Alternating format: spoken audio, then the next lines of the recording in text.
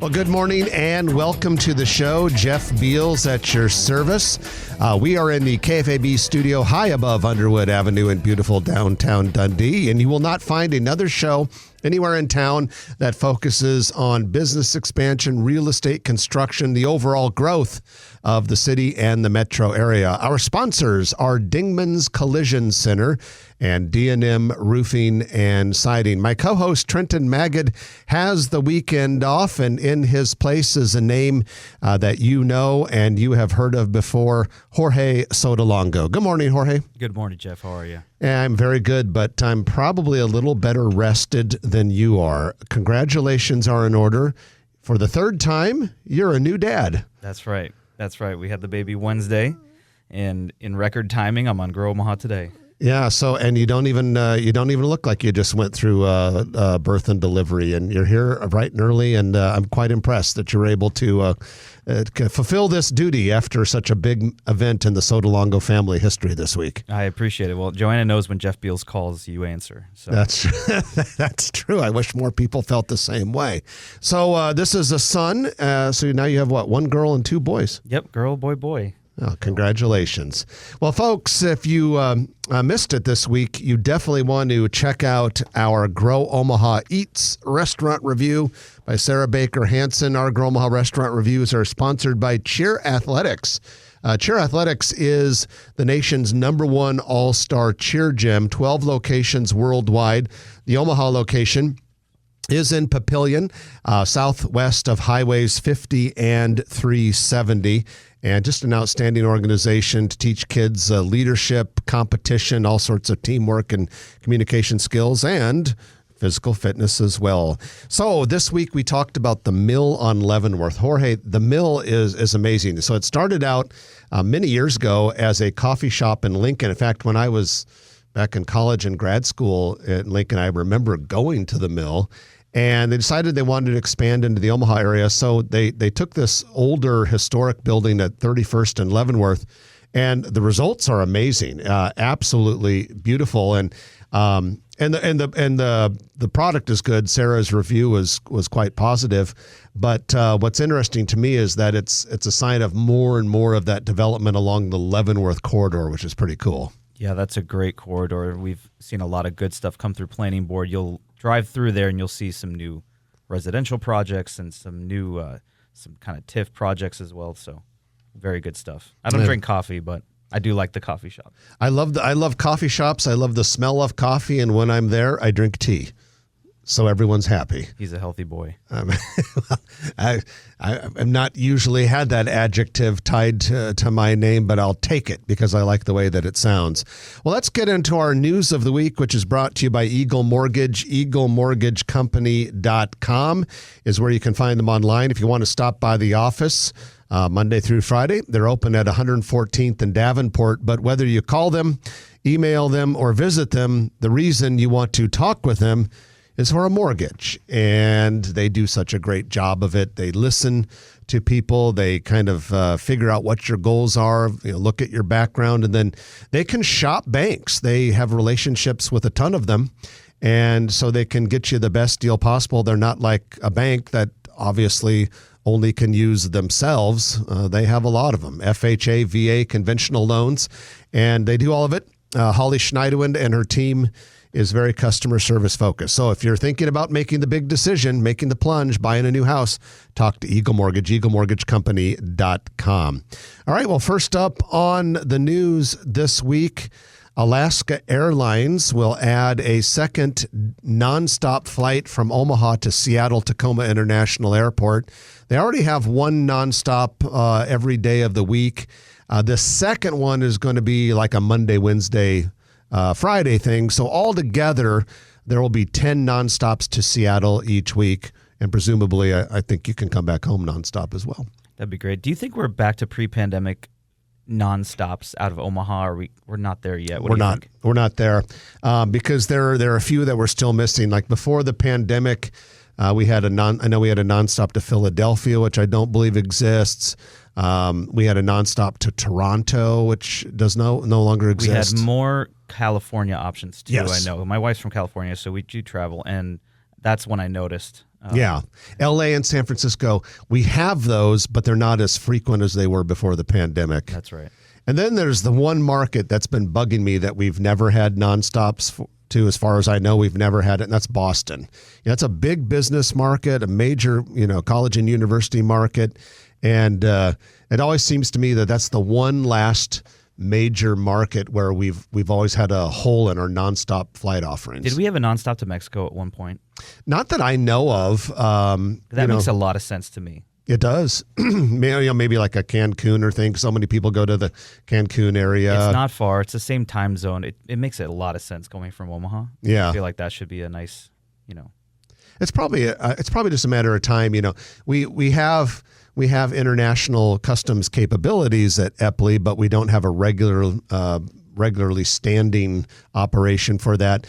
Question would be, when the new $600 million terminal opens in a few years, is that the time where maybe you could dedicate the space and have a regularly scheduled flight from, one or two of the Mexican destinations? I don't know. It'd be interesting. Like Kansas City is double our market size, and I wonder how many Mexican nonstops they have, if any. Yeah, I think they have a few. Probably a couple. I think people would be surprised just how many people hop on a bus just to go visit family in Mexico from Omaha. There's really? a lot more than you think. That'd be a hell of a bus ride. People do it consistently. I Wow. talk to people that do it all the time. Wow. Yeah. That bus ride is like a life commitment. Yeah. To drive that far And in a it's bus. not cheap, Yeah. Well, because a bus is not like just driving your car to Mexico. Because, if I was going to drive my car to the border, I'd get in, drive, spend one night, sleep 7 hours, get up and drive the rest, right? No, a bus stops all the time. A friend of mine, no, it was one of my sisters years ago, took a bus from Omaha to L.A. when she was in college. And I think it was like a 6-week experience or something. It took forever. I had a listing in South Omaha that, we talked for a while with a bus terminal that wanted to go there for this very purpose. Really? Yes. Huh. That would have been a good thing to come to fruition. It would have been. I think it might still, so we'll keep you posted. Okay, so we won't do anything to jinx it. Well, the Visit Omaha has announced the 2023 Omaha Metropolitan Area Tourism Awards. These recognize best tourism-related businesses in Douglas, Sarpy, and Potawatomi counties. Over 18,000 people voted on this. So for 2023, Douglas County Best Attraction, Jean Leahy Mall. At the riverfront, runners-up were Junk Stock and the Durham Museum. No Henry Dorley Zoo and Aquarium, which is the thing that brings in people from the whole country and the world. Best Hotel, Hotel Deco. Runner-ups were the Omaha Marriott Regency and Kempton Cottonwood Hotel. Best Restaurant, the winner, Block 16.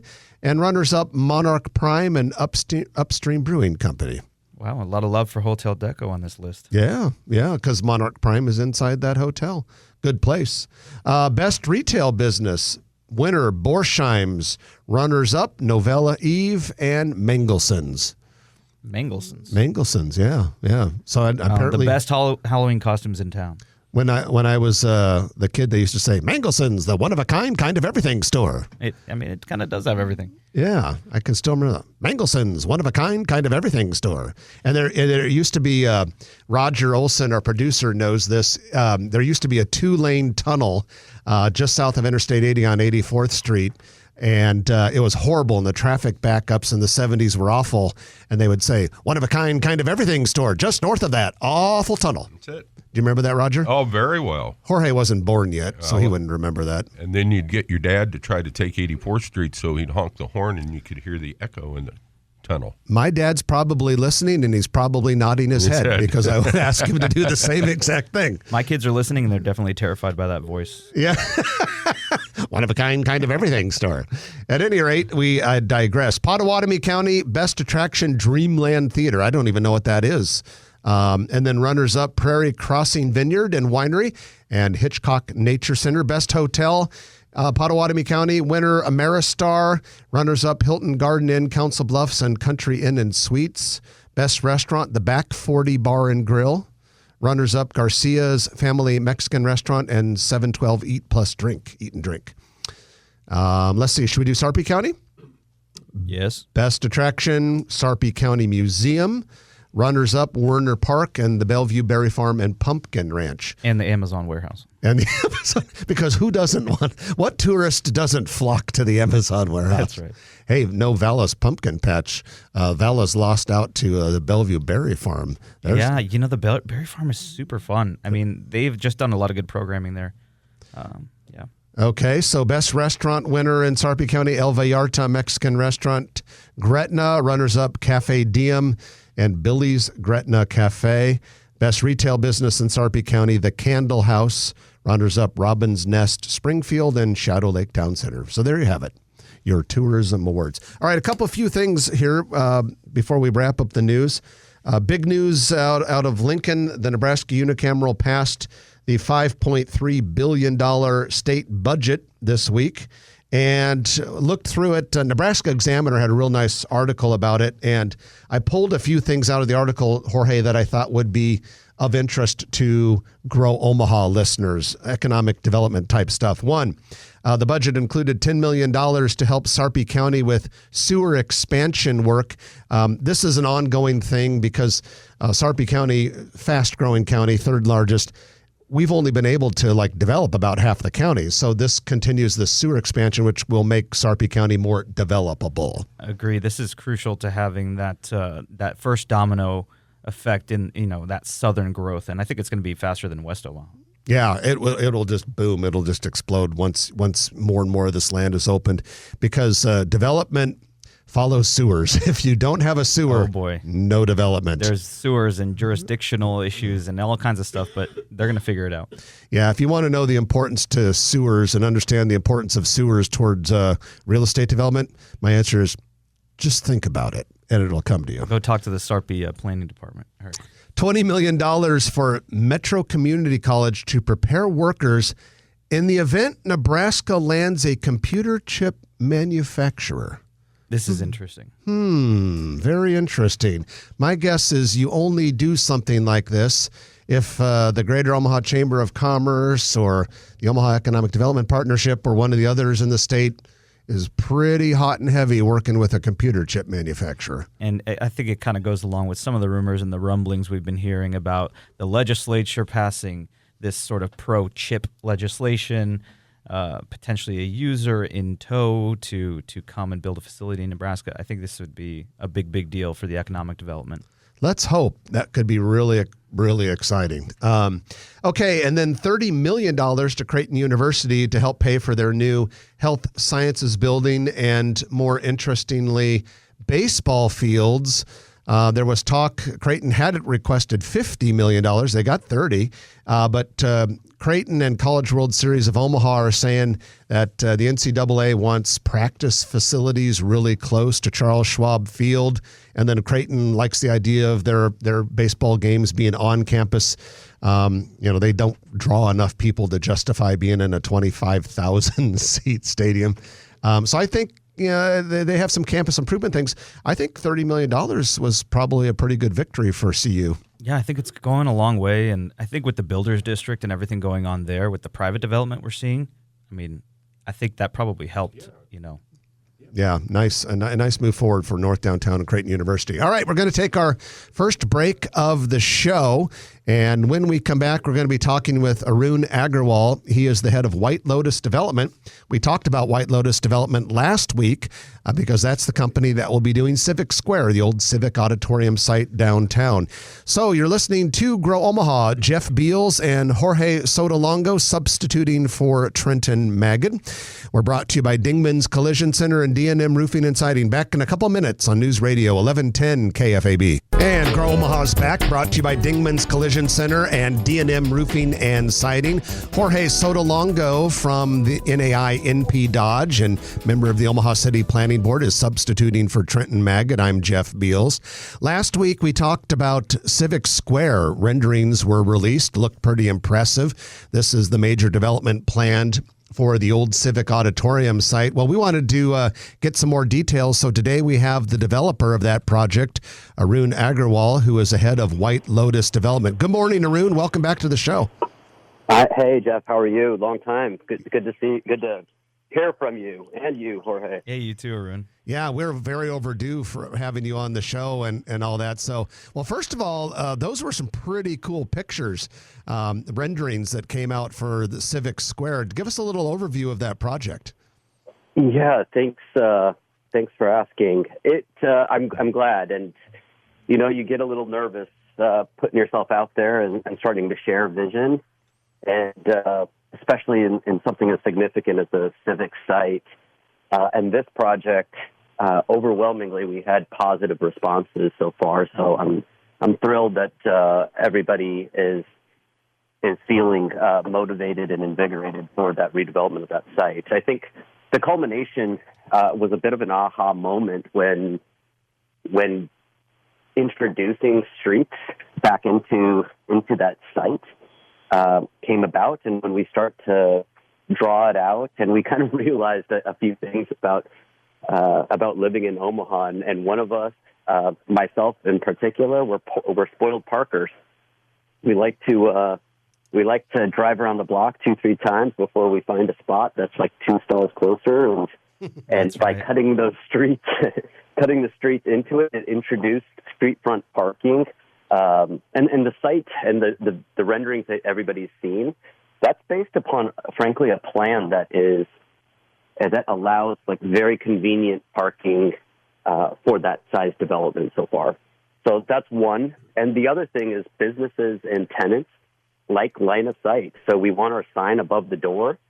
And so again, by introducing the streets, we've increased convenience, we've increased parking, and we've increased line of sight and visibility for those respective businesses that will end up there. Yeah, so 2 things that I think that came to light that's part of the influence of the renderings that everybody's seen so far. Yeah, I think it's a really smart design. I commend you guys on that. And I think like you said, you've kind of increased that surface area of visibility and parking and access. I think it's a great addition. Arun, can you talk a little bit about, who is this development for? I mean, it sits in an interesting part of downtown. Who is it serving? What's the primary kind of customer, resident person that's going to enjoy this site? Yeah, great question. First, I have to admit that when approaching the city about redeveloping the site, we looked at it as kind of a lesser site in the grand scheme of things. A significant investment by the city, philanthropic community, and corporate community into different parts, the riverfront being a prime example. The stunning redevelopment of the riverfront has invigorated, investment in downtown. And now followed by Mutual of Omaha and Kiewit Luminarium and now the streetcar. So when we looked at the civic site, we kind of thought about it as an afterthought almost. It seems like it's 2-3 blocks in a different direction. And I'm guilty of that as well. And I was actually heading to Creighton University to go actually watch a basketball practice. And I'm like, let me venture down and take that exit that was the Civic Auditorium exit. And it was remarkable that when we think about investing in the urban core and that the heartbeat of any city is in our central business district, came to realize that actually the Civic Auditorium site is actually the best site in downtown, in the sense that our investment in our utilization of downtown has to be from the entire city and the community, right? So our suburban residents come down. People went to the Lizzo concert last night, right? So they're venturing down from different parts of the city and neighboring cities, getting downtown and getting to it goes through that civic site. It is by far the best accessible and mobile-friendly site in our urban core, and it lends itself to bring different uses that have been absent in this redevelopment of downtown. Grocery obviously being one of them that seems to be very high on the list to kind of solidify the residential community. So to answer your question, I mean, Jorge, think about it. We have a phenomenal university that's adjacent. You have 2-3 Fortune 500 companies that have 2 of which have recent investment in that urban core directly adjacent or within blocks. So I guess I would say it's going to accomplish a few things. One, I think the expansion and the solidification of Creighton University and attracting more students. I think that getting more people to live downtown, which is certainly going to reinvigorate. Clearly, downtown is struggling on the office, and there's a lot of talk about office and whether office is dying or does this remote work or work from home, and that's certainly something that we have to consider. And so I think that it's actually for everyone. And when we think about what does this development need to accomplish, it's not just about the buildings. And when we think about it, it has to be a part of the package that we go and market outside of our community to bring in talent, desperate talent, into our city. So when we think about that, it's irrelevant what I think. It's probably irrelevant, no offense, Jeff, to what you think or Trenton thinks. We should be talking to the new grads that are the soon-to-be graduates from Creighton University, and what do they want in their central business district, because they're the ones who we're trying to attract and keep. So I think that's a better question for them than for any of us. And I think a lot of our questions have been to a population that we want to attract and maintain in our community. Another couple minutes with Arun Agarwal, head of White Lotus, which is developing the Civic Square mixed-use development on the 4-city block Civic Auditorium site. Arun, you talked about a grocery store. The renderings also show a fitness club, other retail, restaurant, residential. Specifically, though, about that grocery store, that's been a tough pull for downtown. Let me just kind of ask you frankly, how confident are you that you can get one, and what kind of conversations have you had with potential grocery store tenants, if you don't mind? Yeah, it's not an easy, and I want to be frank about that. It's not an easy list, but I am very confident that we will achieve the plan that we've kind of set forth. So I think, we're in feasibility. We've had ample conversations. I'm very focused, and we are very focused to bringing one that has brand recognition. We've got a lot of feedback on affordability, certainly. And I think one of the things I think the timing, Jeff, to answer that question, is the timing is ideal, right? We have friendly government. We have significant investment. I think the recognition, and it's a forgotten fact about this mobility and access. So when we geofenced that area, we found out that the majority of people in this geofenced area that surrounds the civic site actually go across the river to shop for groceries. Wow. Mm-hmm. Mm-hmm. And so that was a remarkable exercise to find out. So I think, and I think that solidifies that there's a need. And I think when people recognize that the access and the regional pull for this particular site, it will attract the grocer. I am very confident about that. Well, Arun, the renderings, like I said earlier, are beautiful. Heck of a project. We commend you and your colleagues for taking it on, and we wish you the best of success with it. And also, thank you for joining us this morning on Grow Omaha.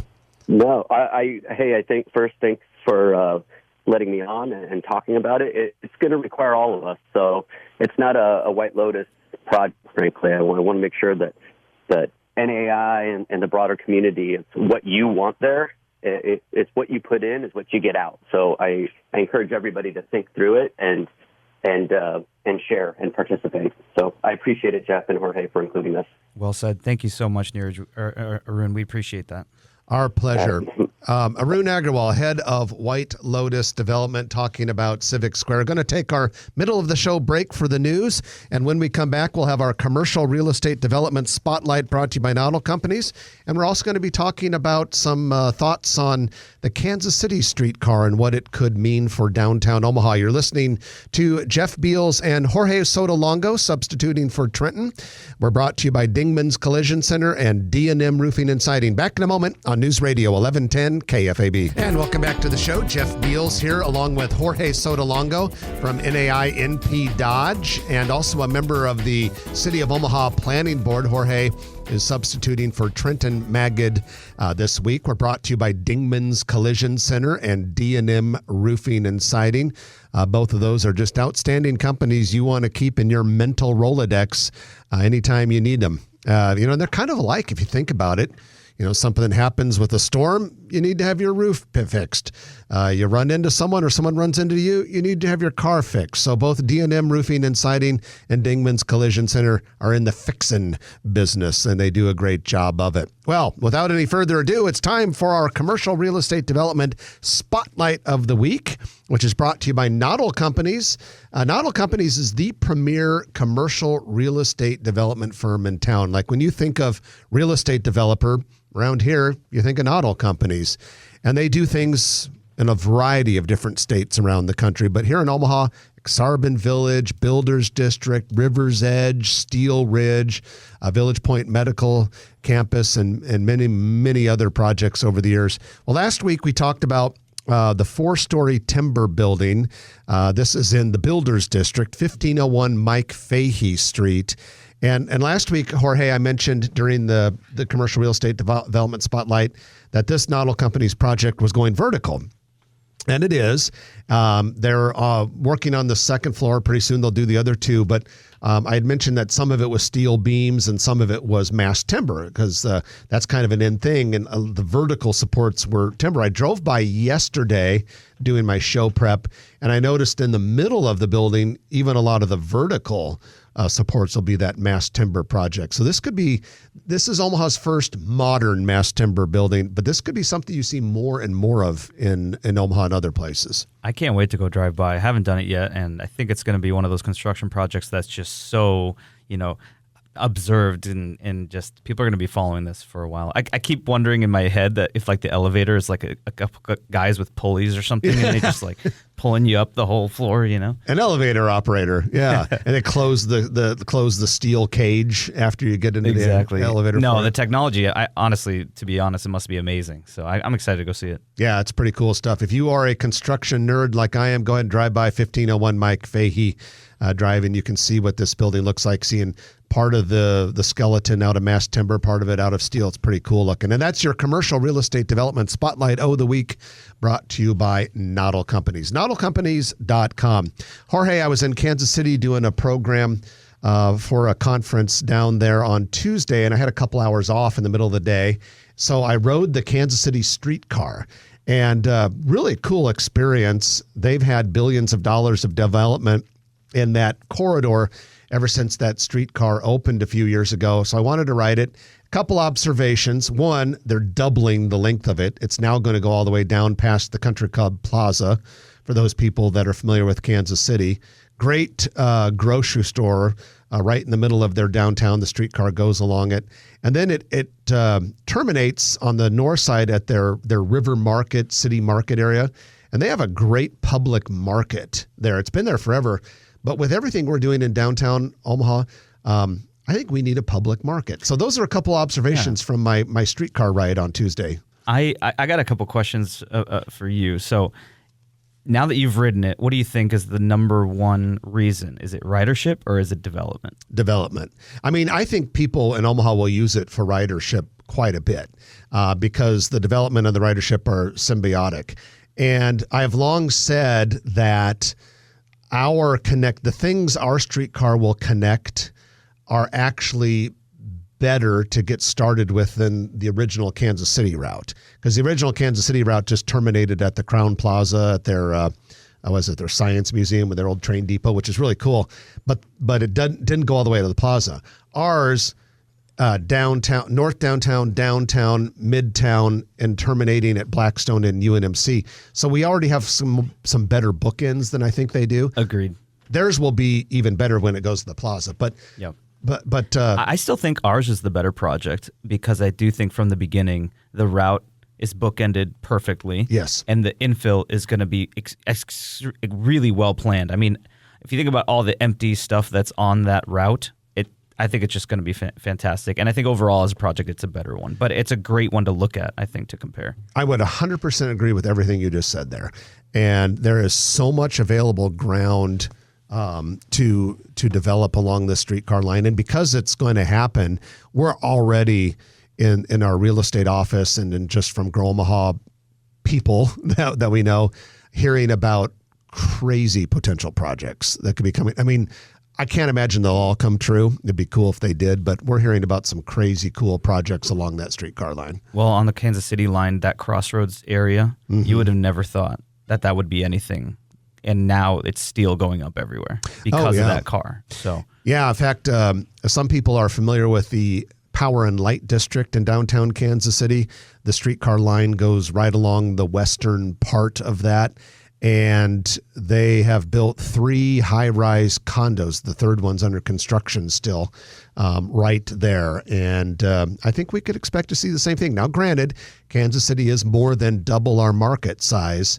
But as Jorge was saying earlier, the way our city is laid out fortuitously will kind of give our streetcar project a nice jump start, a head start, if you will. The condo conversation is interesting. It makes me think that actually we're probably on the verge of radically changing the availability of condos in downtown Omaha, and being able to own something downtown is going to be available much more than it has in the past. Absolutely, especially with some of the legal changes in Nebraska a couple years ago. I think that condo environment in Omaha is kind of a sleeping monster that's going to rise from its slumber here pretty soon. Well, Jorge, let's take our final break of the show. And when we come back, I know everyone loves the lightning round, and I'm looking at the list and I see all sorts of things on it. So stay with us, folks. The Turner Construction Lightning Round is just around the corner. You're listening to Grow Omaha, brought to you by Dingman's Collision Center and D&M Roofing and Siding. Back in a moment on News Radio 1110 KFAB. And welcome back to the show. Jeff Beals sitting next to Jorge Sotolongo, and he is substituting for Trenton Maggot. It's time for the Turner Construction Lightning Round. This is when we go through a lot of things in a short period of time. Thank you, Turner Construction, for making this possible. By the way, Turner has outstanding people here in the Omaha area. Big company. You know, they have a bench of talent and deep resources because they have offices in major cities all across the world. Really, they're a big time deal. But here in Omaha, I had breakfast on Monday with a couple of people that work for Turner here in Omaha, and it's like talking with a local contractor because they know everyone and they have all of this intimate Omaha knowledge. So many of their people are from Omaha, and so it's kind of cool to talk to a company that's got those deeper resources that has that local contractor feeling. So Turner would be a good choice for you and your company if you're thinking about building a new building or renovating an existing one. Turner Construction. All right, Jorge, let's go. Stokes Grill and Bar is renovating their store at 136th and West Dodge Road. They've been there for a while. Actually, they started in 1997 in a different spot, but they moved there quite a few years ago and going to be just kind of bringing it up and modernizing it, but still keeping that same Stokes look. And then guess what? Another cookie place. Everyone seems to love gourmet cookies now. Crumble Cookies will hold a grand opening May 26th for its Papillion location, basically 72nd, a little bit south of Giles. Fun fact, my daughter is their focus group, basically. So they target 3.5-year-olds? That's right. Yeah, that's a meal for a 3.5-year-old, but I bet she can polish it off. Andres Tortillery has changed its name. It's now Andres Salsa Dancing.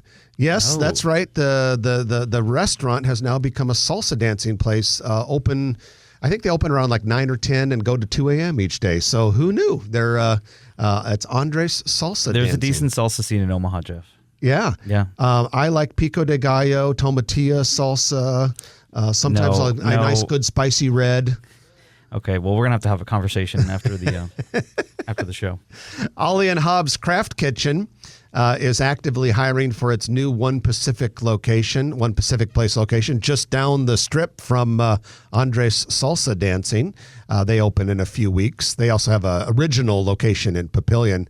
So Let It Fly we have an official opening date for Let It Fly. A lot of people have been anticipating this, Jorge, because it's a 10,000 square foot restaurant sports bar, going to have a broadcast studio for sports podcasts in it in the Capital District, 10th and Capital.